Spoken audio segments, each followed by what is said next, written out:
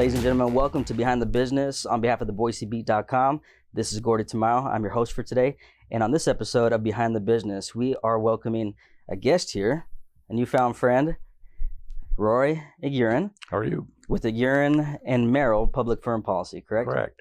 And so I want to get a chance to talk with Roy here. And we are on the 14th floor of the Zions Bank building in downtown Boise, as you can see. And man, what a phenomenal view that we got here. But Roy, thank you so much for taking time with me here today. My pleasure, Gordie.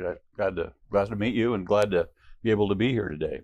Absolutely. So if we could, I want to give listeners a little bit of a preview about who it is that you are, what you do, and how you got started with this firm. How did you start? Sure. Well, I've been in private practice since the late 1980s. So I've been at this business for a long time.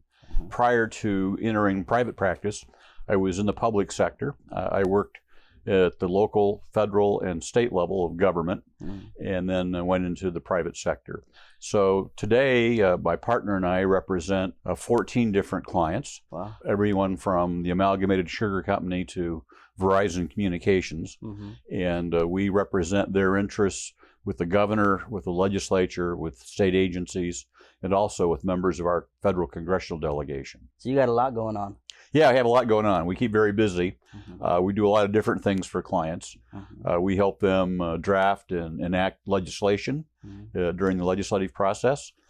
We also work with them on rules and policies that are adopted by state agencies and by the governor's office.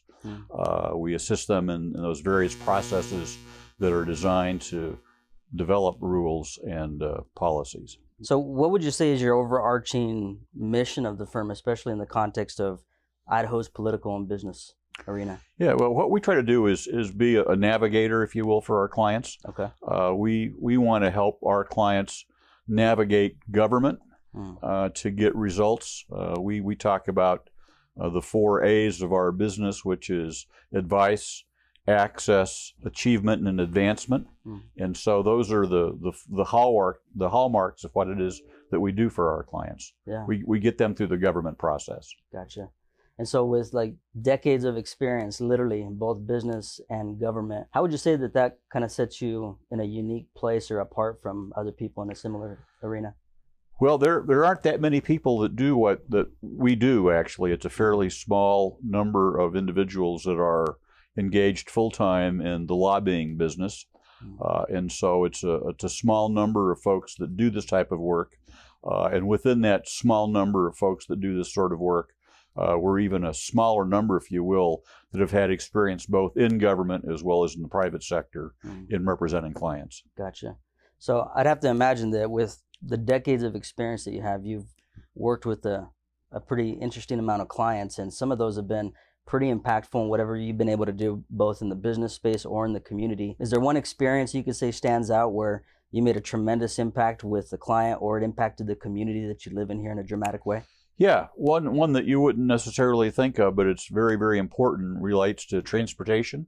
We were successful over the period of actually several decades working with state agencies, with the governor, with the legislature, and ultimately with Congress to get higher truck weights put into place in Idaho. For a long period of time, we had a truck weight at 105,000 pounds gross weight for trucks.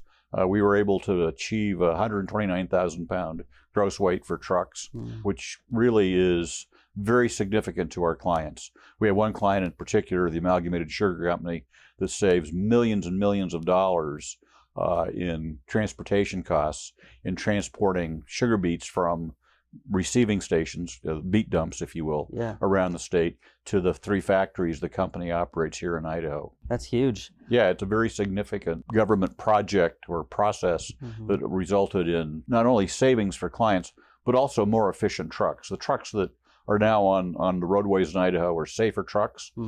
They've got more axles, and so the weight of these trucks is spread out like a snowshoe would be over a wider space. And the trucks have advanced braking systems, so they're much, much safer and much more efficient. If I was to ask you, what are some of the biggest hurdles you've had to overcome over the years? Probably the single biggest hurdle is lack of education, if you will. A lot of people really don't understand government, how government operates. They have a very negative connotation of lobbying, of politics, etc. And that's been a hurdle because people oftentimes immediately have a negative feeling about the sort of work that we do and the sort of things that we try to accomplish for our clients. So I would say that's been the biggest hurdle over time. You know, and you've been around here for a long time. I have been. Right. So you have roots in this community. You have an interest in impacting your community in a positive way. What would you say are some of the values that you hold near and dear, and what kind of keeps you running and doing what you're doing? Well, what keeps me running is, if you will, the public interest. I mean, I'm vitally interested in the way Idaho operates from a political standpoint, from a governmental standpoint, and so I'm very committed to the public process. That really keeps me going. I've been at this, as I'd mentioned, several decades, and it's been really a great ride. I've thoroughly enjoyed what I've done. I keep doing it because I have this interest in public interest, in public good, and always trying to achieve results that benefit the public generally, as well as our clients specifically. Nice. So what does the next 10 years look like?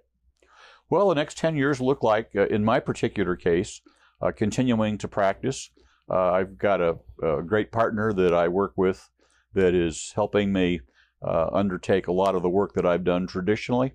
And so my 10-year plan is to slowly transition some of the client work that I have to her and spend less time working, a little more time playing. I enjoy traveling, enjoying being with grandchildren.